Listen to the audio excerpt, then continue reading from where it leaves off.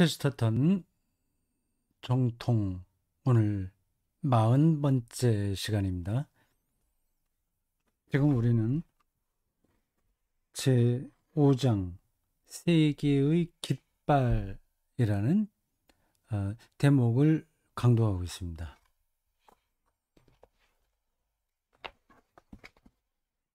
자, 세계의 깃발이에요. 왜 깃발이라고 했는지가 명확하게 들어오지 않는다고 앞에서 한두 번 이야기한 것 같습니다. 근데 오늘 40강에 그 답이 나오네요.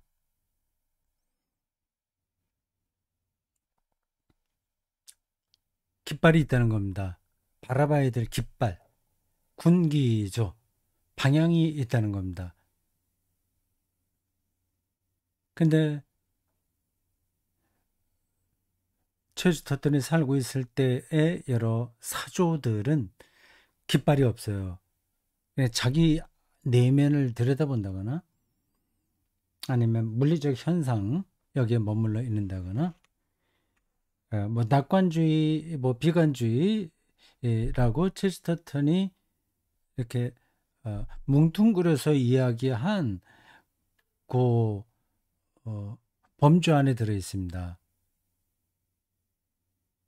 그러니까 방향이 없는 거죠. 길을 잃은 거죠. 그냥 그 안에서 낙관적으로 세계를 보거나 비관적으로 보는 거예요. 근데 그 표현이 그거를 이제 해설하는 그 과정이 아주 좀 현란합니다. 그래서 좀 우리도 따라가기 힘들 때가 있어요. 그러니까 바로 그 강독 39번째가 중요하다 제가 말씀드렸습니다. 그러니까 39번째가 중요한 이야기를 시작했다는 겁니다. 내면의 빛을 믿는 사람들이었습니다. 173쪽이에요. 물론 173고 173쪽이라고 그러는데 정확하게 하면 171쪽이죠. 근데 173쪽 뒤로 넘어갑니다. 그래서 174쪽까지 하고 175쪽까지 했을 거예요. 맞죠? 자, 확인해 볼까요? 자, 체스터턴 제 컴퓨터 그 본체에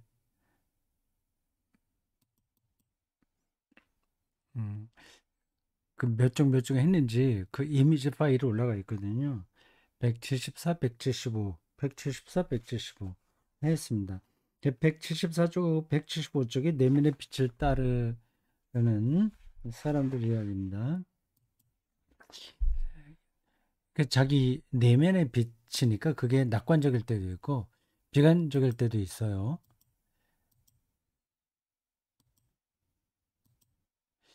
그래서 그런 방식으로는 사람이 아이고 지금 앞에서 했었던 걸 그대로 이 사람의 표현을 따라가긴 힘들어요. 일단 방향이 안 잡히는 겁니다. 저런 식으로 하게 되면. 예. 그래서 그 이야기를 이제 이어갑니다. 근데 그 앞에 39번째 마지막 그 단락이 좀 특이했습니다.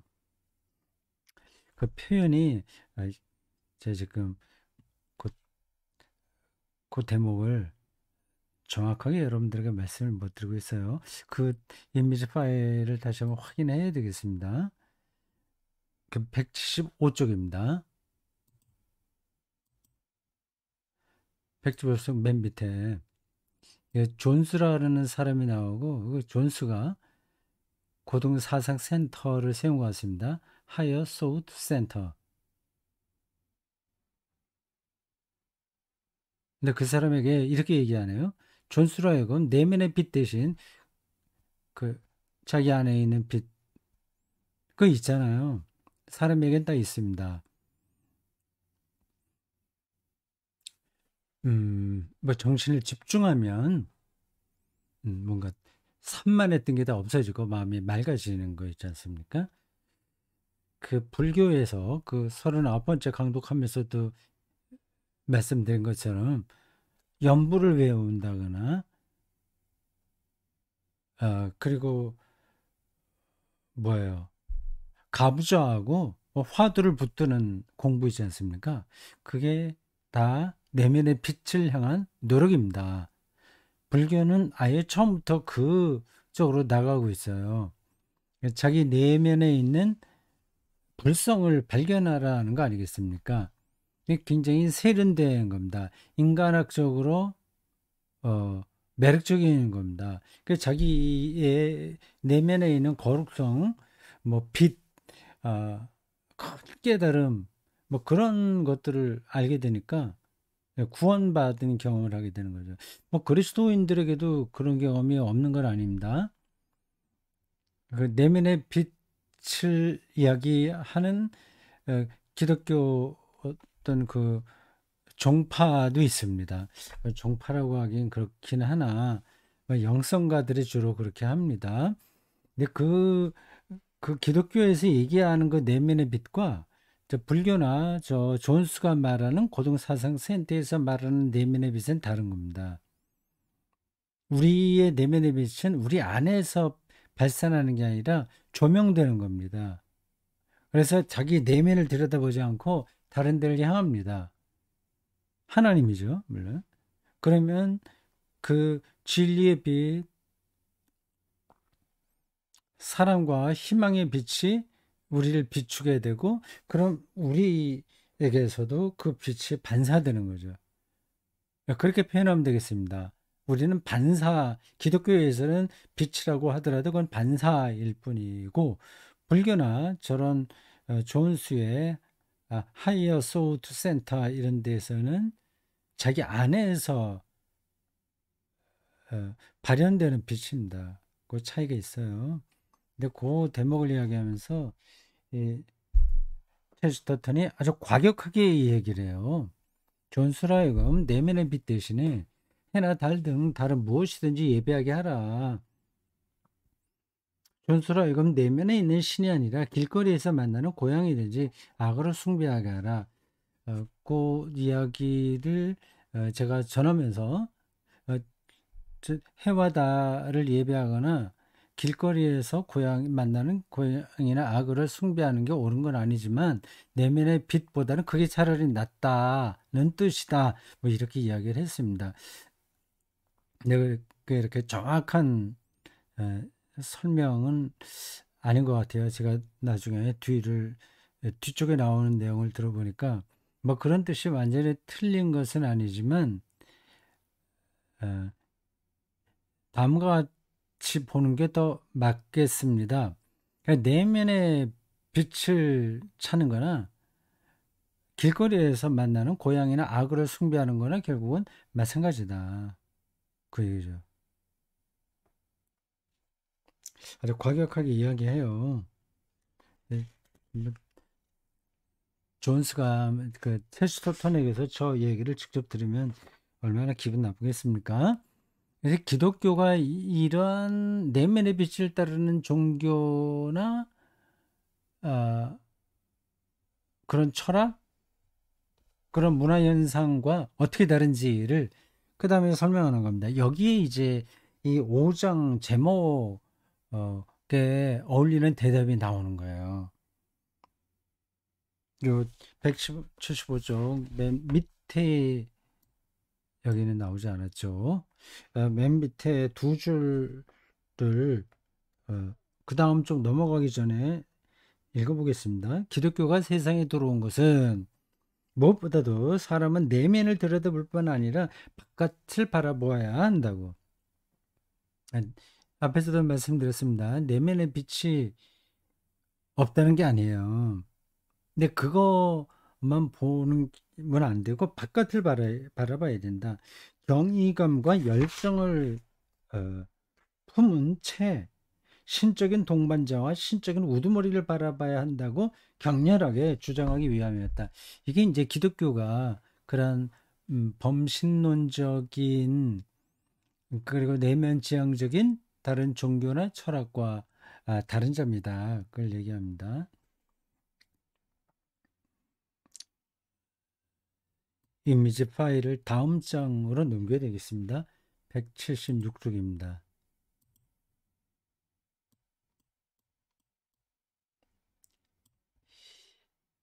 신적인 동반자와 신적인 우두머리를 바라봐야 된다고 격렬하게 주장하기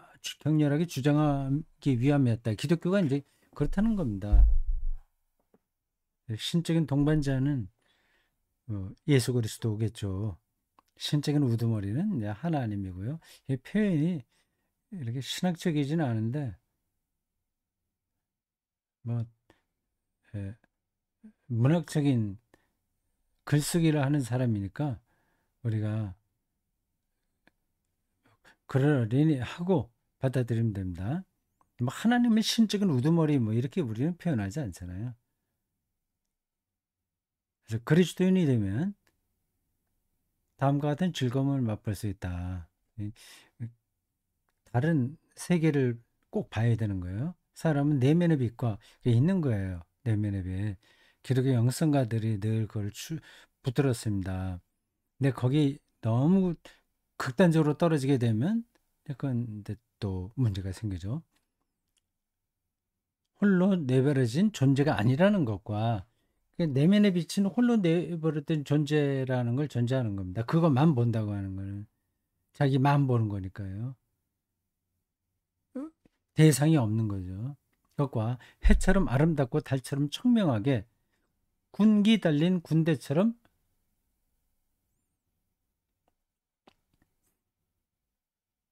무서운 저 바깥의 빛을 명백히 인식하는 즐거움이다. 내면의 빛과 아울러서 저 외면의 빛을 명백하게 인식하는 즐거움이다.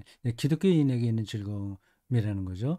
그러니까 내면의 빛만 추구하는 종교나 사상은 반쪽 즐거움이고 기독교인에게 주어진 즐거움이야말로 통존적인 온전한 즐거움이다. 즐거움이다 하는 거예요. 이제 그게 이 자연을 숭배하는 게 아니라 그 자연마저도 피조물로 생각하고 그 자연을 숭배하는 게 아니라 그걸 즐기는 거죠. 그래서 즐거움이라고 얘기하는 겁니다. 근데 요 문장에서 군기 달린 군대처럼 이라고 되어 있잖아요. 그러니까 이 제목하고 어울리는 표현입니다. 이 제목이 그 세계의 깃발 이렇게 되어 있습니다. 세계의 깃발. 그 군기 그 얘기죠. 그 군대는 그 군기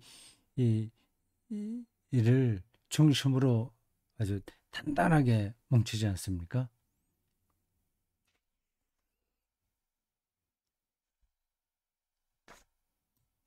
그 다음 문장들은 이제 넘어가겠습니다. 그 내면의 빛이 왜 문제냐 하는 것들을 네, 설명해요. 자, 177쪽으로 가볼까요? 근데 아니 176쪽 여기 제가 읽으면서 이게 무슨 뜻이지 좀 그렇게 한 대목이에요. 그래서 그냥 지나갈까 좀 생각했는데 갑자기 또 그래도 한번 이렇게 말씀드리는 게 낫겠다 싶은 생각이 듭니다. 만일 이 존스가 어떤 사람이고 무슨 일을 했는지 우리가 알면 좀 이 글 읽기가 좋을 텐데 그거 없이 우리가 그냥 체스터튼의 말만 따라갑니다. 해와 달을 숭배하지 않으면 앞에서는 숭배하라 이렇게 얘기했잖아요. 그 숭배하는 거나 자기 내면의 빛만 따라가는 거나 똑같다는 뜻이기도 하고 그 자기 내면의 빛보다는 고양이나 강아지 뭐 달이나 해를 숭배하는 게 오히려 그보다는 낫다. 그렇게 제가 두 가지로 설명했습니다. 그 얘기예요. 근데 해와 달을 숭배하지 않으면 그럼 자기 내면에 갇혀 있으니까 그에게도 똑같은 일이 일어날 것이다. 이게 있는 이 문장이 좀 어딘가 좀 와닿지가 않습니다. 번역을 잘못한 건지 아니면 다른 뜻이 있는지 모르겠어요. 똑같은 일이 일어날 것, 똑같은 일이라는 것은 그리스도인의 즐거움에 똑같이 참여한다는 거 아니겠습니까? 그건 아닐 것 같은데. 만약에 숭배한다면, 숭배하지 않으면 똑같은 일이 일어나고, 숭배한다면 그는 그것들을 담게 되는 성향이 있다. 그러니까 되게 숭배하는 것을 닮아가는 거죠. 해가 곤충을 산채로 태우기 때문에 그 역시 곤충을 산채로 태우게 될 것이다. 그러니까 자연을 숭배하게 되면 어, 자연을 따라가게 되는 거죠. 그러니까 여기서 그에게 똑같은 일이 일어날 것이다는 그 첫 번째 문장은 그리스도인에게 있는 즐거움이 똑같이 있다는 얘기가 아닙니다. 그러니까 음, 이 번역 어, 여기서 약간의 그 뉘앙스 차이가 느껴지네요. 만약 존스가 해와 달을 숭배하지 않으면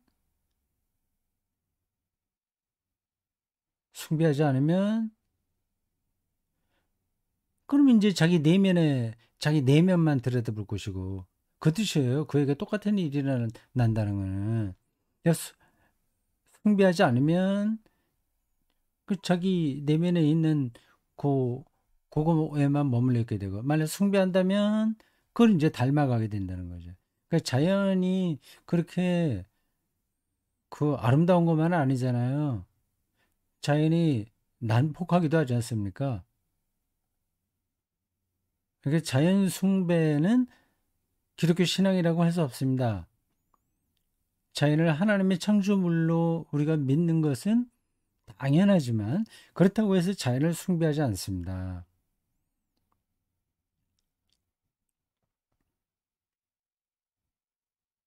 해가 곤충을 산채로 태우기 때문에 역시 등등등등 어, 그는 해가 사람들에게 일사병을 준다고 생각하기 때문에 이것도 풍자예요, 풍자. 이웃에게 홍역을 주게 될 것이다. 뭐 존스가 그렇게 홍역을 주겠습니까?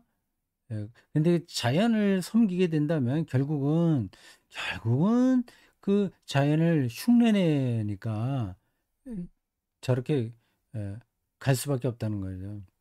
달이 사람을 미치게 만든다고 알려졌기 때문에 뭐 무슨 뭐 보름달인가 뭘 보면 그때 늑대가 운다거나 그 같이 들으면 뭐 미친다는 그런 전설이 있는데 자기 아내를 미치게 만들 것이다. 이거 다 풍자입니다.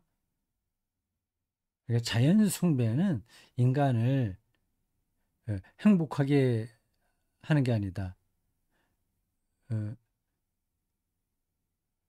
즐거움도 아니다. 아름다움이 있으나 그렇지 않은 부분들이 자연에 똑같이 있기 때문에 그런 숭배는 어, 옳지 않다. 그거는 이제 기독교 신앙에 그 딱 맞는 게 아니다. 그 존스를 얘기하면서 그렇게 말하고 있습니다. 자, 하여튼 그렇고요. 그래서 자연 숭배에 대한 아, 문제점들, 기독교가 어떻게 다른가, 그 자연 숭배와 그걸 이제 설명하고 있습니다. 177쪽으로 한번 가보겠습니다.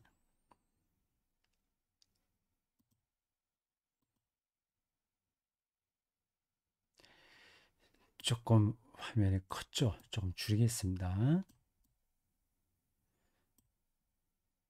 첫째 줄 새롭게 시작하는 문장 보십시오. 자연 종교에 대한 유일한 반론은 자연 종교. 그 종교가 언제나 부자연스럽고 빈정상적으로 된다는 점이다. 사람은 아침에는 자연 종교에 대한 유일한 반론. 유일하다기보다 뭐 결정적인 반론은 이렇게 되는 것 같은데요. 다 맞다는 얘기잖아요. 유일한 반론 하면 말이죠.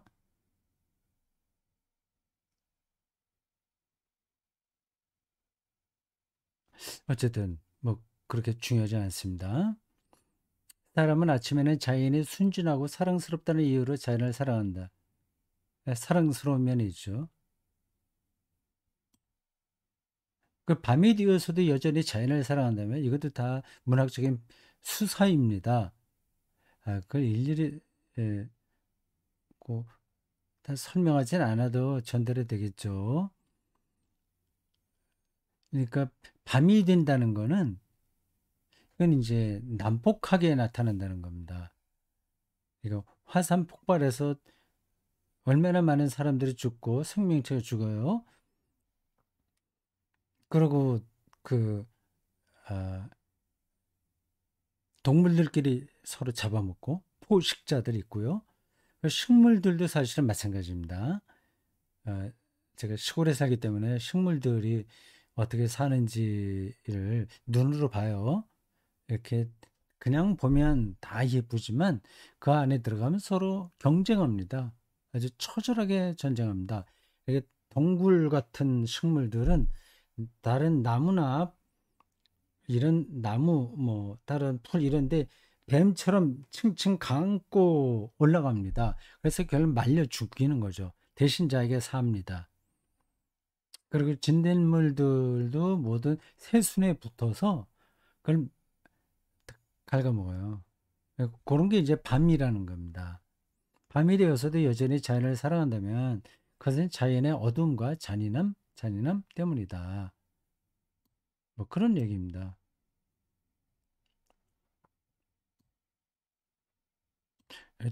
중간쯤 와서 요거 제가 에, 화면을 조금 올려서 맨 위로 올렸습니다.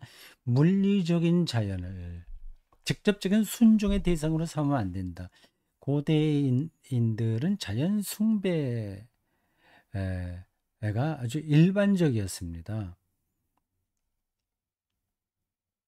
이집트도 태양신을 섬겼죠. 태양신을 섬긴 종족들은 많습니다. 구약 성경의 배경이에요. 이집트 종교가요.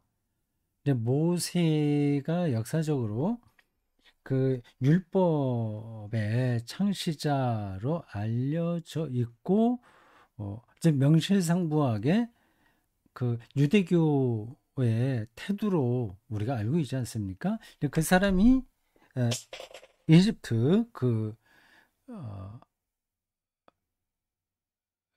에서 왕자로 살았다고 하죠. 뭐 그게 얼마나 역사적으로 사실인지 아닌지는 그건 이제 또 두 번째 문제예요. 유대교가 그 부근에 있었던 제국들의 종교나 사상과 이렇게 저렇게 연결되면서 자신들의 정체성을 세워나갔습니다. 그래서 자기들만 독단적으로 폐쇄된 채 그 직접 뭐 하나님의 계시를 받아서 그 유대교를 세운 게 아니에요. 그러니까 이집트의 영향도 당연히 받았고요. 이 모세는 그런 면에서 독특한 사람입니다. 그 이집트 문명의 영향을 받았고 또 그가 40년 동안 살았던 미디안 광야의 영향도 받았습니다. 그 자기 장인 어른이 거의 대리사회로 들어갔잖아요. 장인 어른이 미디안 종교의 제사장이었어요. 그 제사장이라고 하면 그 유대교가 아닙니다. 그 장인 어른은요. 미디안 광야의 제사장이에요. 이제 이집트의 태양신과 그 미디안 종교의 뭐 토착신 뭐 그런 주변 상황 가운데서 모세가 독특한 그 표현은 딱 적절하진 않은데 그들과 구별되는 그런 어, 하나님 경험을 하게 된 겁니다. 근데 그게 아주 원초적인 거고 그 다음에는 이제 바벨론 사건이죠. 좀 말이 옆으로 지나갔습니다. 그 대부분의 고대 종교는 다 자연 숭배입니다. 그럴 수밖에 없죠. 엄청나잖아요. 자연 앞에서 인간이 얼마나 이렇게 그 주눅이를 드는지 뭐 알만하죠. 그러니까 그걸 섬길 수밖에 없습니다. 근데 유대교는 그들을 안 섬겼어요. 그 전문적인 용어가 뭔지 모르겠는데 그 유대교의 특성을 그렇게 말합니다. 탈자연화 아니면 탈자연숭배화. 자연을 절대화하는 고대 종교 안에서 거기로부터 벗어난 겁니다. 그 어마어마한 위력을 자랑하는 그 자연도 해와 달 등등등등 모든 것들도 다 피조물이다. 그를 지으신 분이 있다. 따로 있다. 초월자 그분이 하셨다. 그 얘기를 하는 겁니다.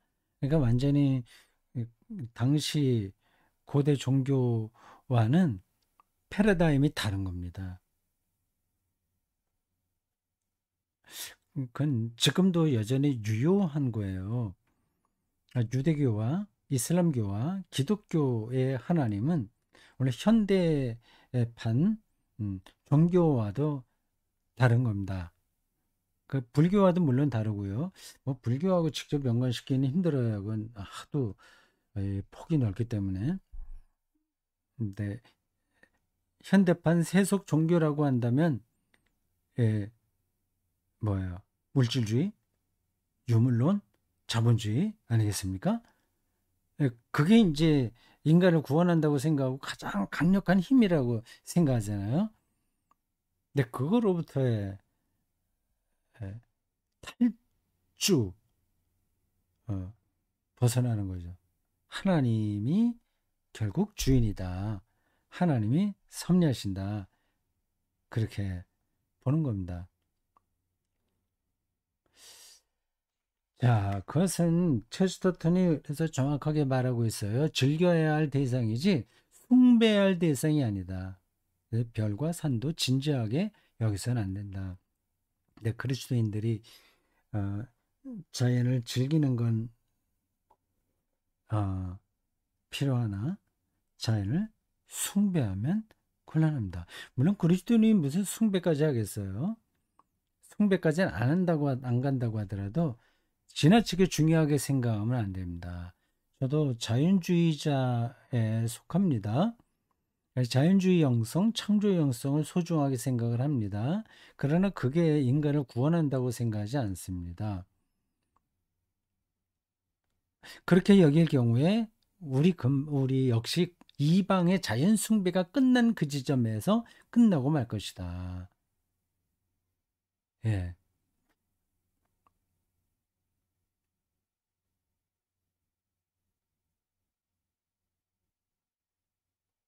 거기서 끝난 지점이 뭔가를 그 뒤에 얘기하네요. 지구가 친절하기 때문에 표현이 재밌네요. 우리는 지구의 모든 잔인함을 모방할 수 있다. 예, 좀 역설적이죠, 표현이요. 친절하기 때문에 잔인함을 모방한다.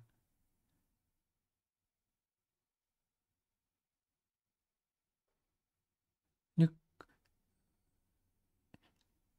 지구의 모든 잔인함을 모방할 수 있다.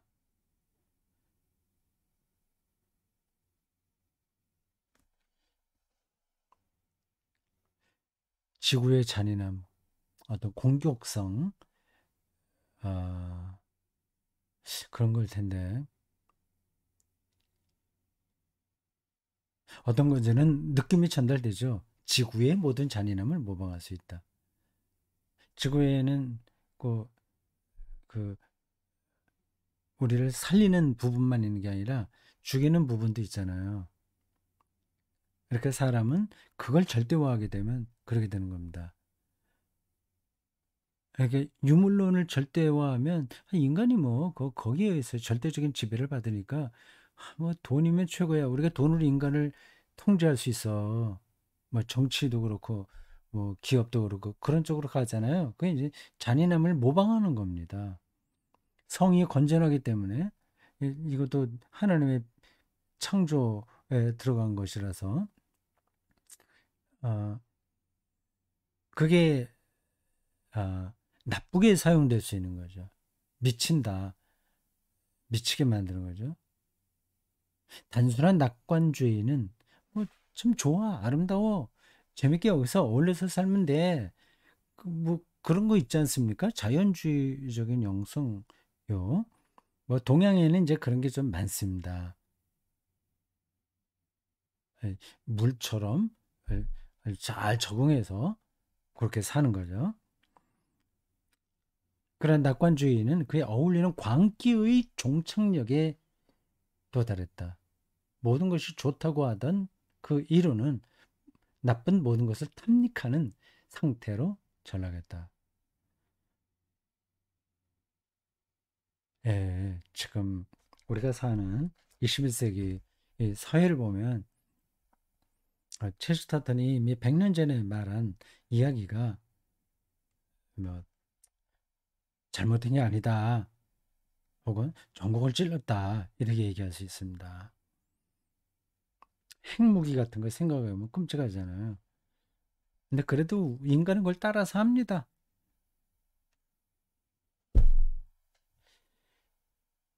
자, 오늘 40강 여기까지 하겠습니다.